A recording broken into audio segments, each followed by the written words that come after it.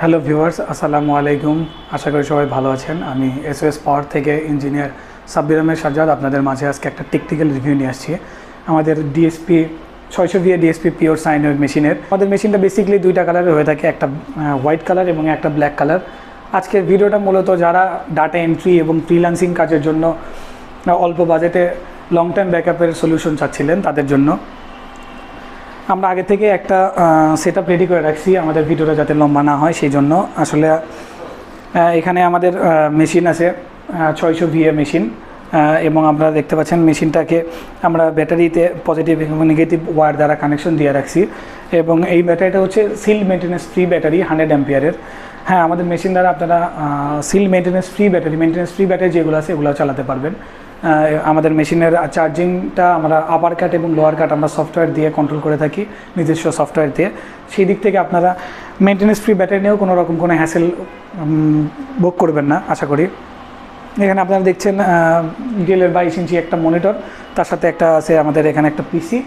আমাদের পিসিটার কনফিগারেশনটা বলে রাখি, Core i3 থার্ড জেনারেশন, আর 8GB RAM, 256GB SSD, 2GB graphics card এবং নর্মাল যেই 350 ওয়াটের ATX পাওয়ার সাপ্লাই সেটা।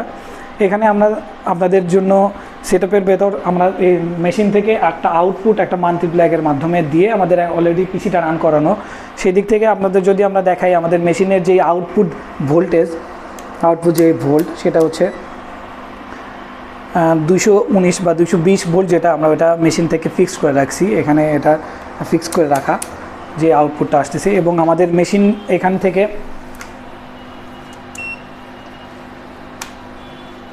আমাদের মেশিনে এখানে দেখতে পারবেন কত অ্যাম্পিয়ারের আউটপুট এখান থেকে আসলে মেশিন এখান থেকে নিচ্ছে, বা ব্যাটারি এখান থেকে কত আউটপুটটা যাচ্ছে এখানে সেটা দেখাচ্ছে। আমরা ক্ল্যাম্পিটার দিয়ে এটা দেখায় রাখলাম।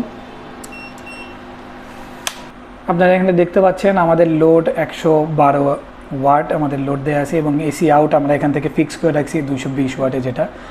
এবং আমাদের এখানে ব্যাটারি ভোল্টেজও দেখাচ্ছে, এবং এখানে এসি আউট আমরা আগে থেকে বললাম। আমাদের সব কিছু নিজস্ব সফটওয়্যারে কন্ট্রোল করা। পুট সকেটটা যদি মাল্টিপ্লাগের সাথে কানেকশন দেই তাহলে কিন্তু আপনারা লক্ষ্য করবেন যে আমাদের পিসিতে কোনো রকম কোনো ডিস্ট্রাকশন বা কোনো রকম কোনো বাফার কিন্তু আমরা লক্ষ্য করি নাই। আমাদের মেশিনকে কিন্তু 9 থেকে 10 অ্যাম্পিয়ারের ভেতর চার্জিং অ্যাম্পিয়ারটা আমরা সফটওয়্যার থেকে দিয়ে রাখি। এখানে কিন্তু আমরা দেখছেন 9 পয়েন্ট সামথিংয়ে চার্জ দিচ্ছে আমাদের মেশিন। আমি যদি এখন এটা খুলে দেই,